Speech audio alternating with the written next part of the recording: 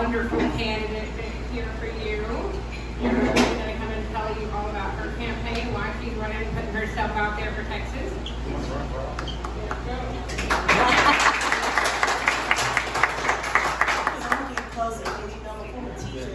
And one thing I learned is about proximity. And that's what brings people in, that's what draws people in, and being close.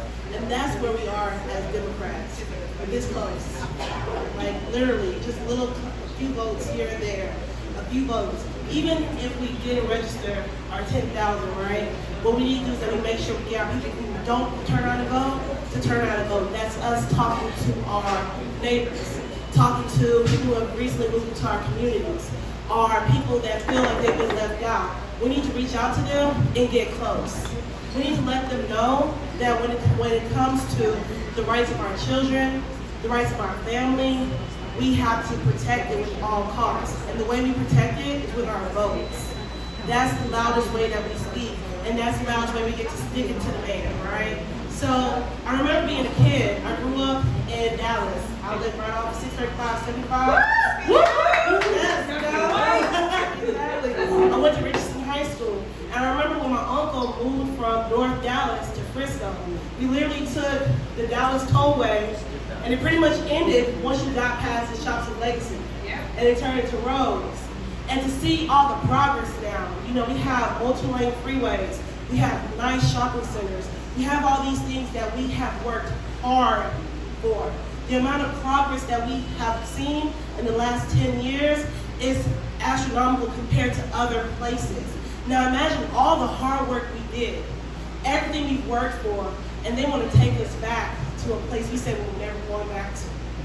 That's what Pat Ballard is. He's not even from Texas.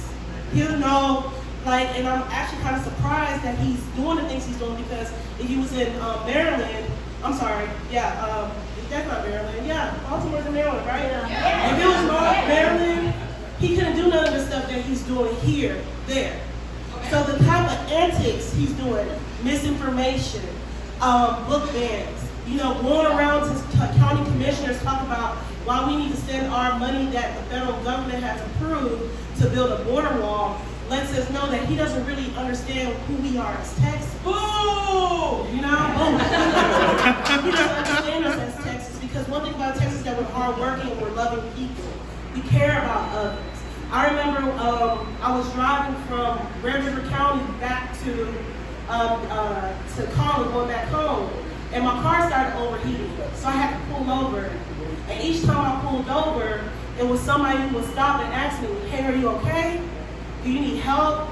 And even though, I'm trying to get strong, I'm like, "No, I don't need it. I got this." I'm really panicking, But it was people that, like us, that stopped to check to see, do you need help? Are you okay? And that's what we need in our Congress. We need people who care about people who care about the progress we've made, and people who understand that for us, what the future looks like is continuing in our progress, making sure that our kids have access to the resources that we have plus more, because we can do that. We can do that for our kids. When we look at our education, they're talking about CRT. Look at the reading level. Did y'all know in Frisco ISD that the reading level on the advanced, so approaching means that kids are, failing, right? They probably made a 65 or a 70 on the state exam. The mastery level is at 85% or more. Do you realize that the mastery level of reading across all grades is less than 30%?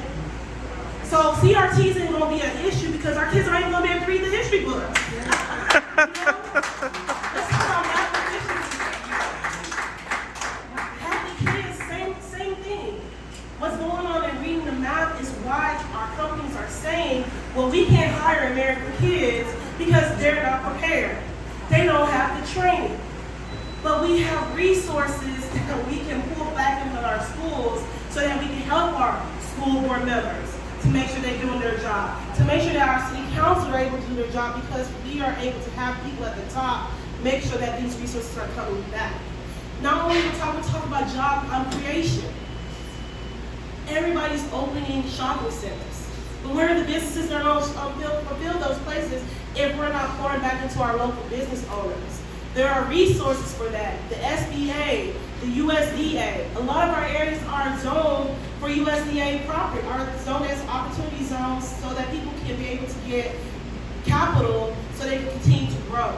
These are the things that we need to continue to tap into, and somebody like me, even though I have not served on a congressional committee, I've been a federal financial aid advisor that dealt with federal funds, multi-million-dollar accounts, to make sure kids can go to school, make sure that we're able to spread our resources to children so they can do as much as they can. I've been able to keep the funding that we have coming from our government and make sure it goes to different allocations. And I know where the loopholes are that people get around. And those are the things we want to close. For somebody like me in office, I'm able to go in and truly fight for Texas because we're taking the gloves off. I'm a Democrat and I'm proud of it. I was listening to James Brown. I don't know why this came on Pandora one day. James Brown came on and he's like, say it loud. And I'm like, I'm Democrat and proud. I want you on the stage too. Say it loud. I'm Democrat and proud. So in November, vote for me. I'm Omere. That's hero without the H.